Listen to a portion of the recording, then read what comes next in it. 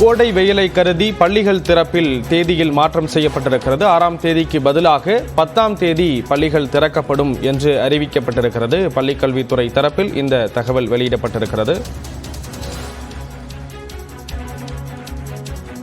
அபினேஷ், நம்ம தொடர்ந்து பேசலாம். அடுத்ததாக கல்வியாளர் நெடுஞ்செழியன் அவர்கள் நம்மோடு இணைப்பில் இணைந்திருக்கிறார். அவரிடம் பேசலாம். சார், வணக்கம் சார். வணக்கம் சார். பள்ளிகள் திறப்பினுடைய தேதி 10ஆம் தேதிக்கு தள்ளி வைக்கப்பட்டிருக்கு. பலரினுடைய கோரிக்கை தான் இது. அரசு இப்போ இதை செவிசாய்ச்சிருக்காங்க. இதை பத்தி உங்களுடைய முதல் பார்வை? இல்ல, இது ஃபர்ஸ்ட் கிளைமேட்டிக் கண்டிஷன் அன்பிரடிக்டபிள். இது இந்த டைம்ல இப்படிதான் இருக்கும் அப்படிங்கறது நம்ம எதுவுமே இன்னைக்கு மாறி வரும் சூழல்ல இப்ப துபாயில எல்லாம் பயங்கரமா பிளைட் எல்லாம் போயிட்டு இருக்கு அப்படின்னா இது எப்படி மாறும் அப்படிங்கறது நமக்கு சொல்ல முடியாது.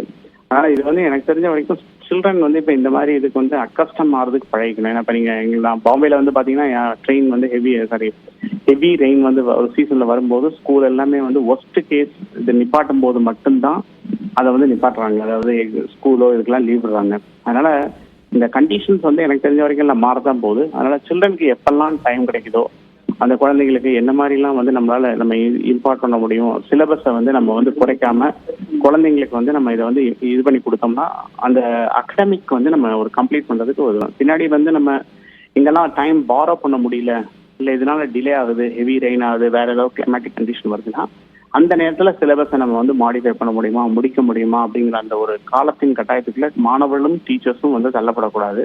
அதனால எவ்வளவு ஆப்டிமைஸ் பண்ணி நம்ம அதை யூஸ் பண்ண முடியுமோ அதெல்லாம் பண்ணிக்கிறது நல்லதுங்கிறத என்னோட ரெக்வஸ்ட். இல்ல, கரெக்ட். நீங்க சொல்லக்கூடிய பார்வை சரியானதா இருந்தாலும் பெற்றோர்கள் தரப்புல வைக்கக்கூடிய கோரிக்கை இதுதானே. வெயில் இருக்கு, நம்ம சில வீடியோக்கள் பார்த்துருக்கலாம். வட மாநிலங்கள்ல வெப்ப அலையின் காரணமா மாணவர்கள் பாதிக்கப்பட்ட அந்த காட்சிகளை நம்ம பார்த்துருக்கோம்.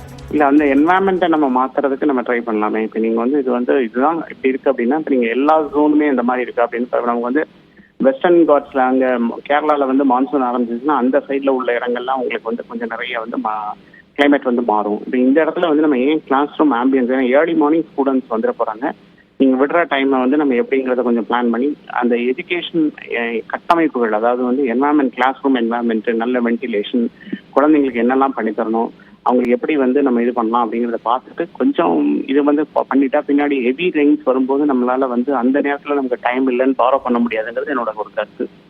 ஓகே சார், இணைப்புல கருத்துக்களை பகிர்ந்து கொண்டதற்கு நன்றி திரு நெடுஞ்செழியன்.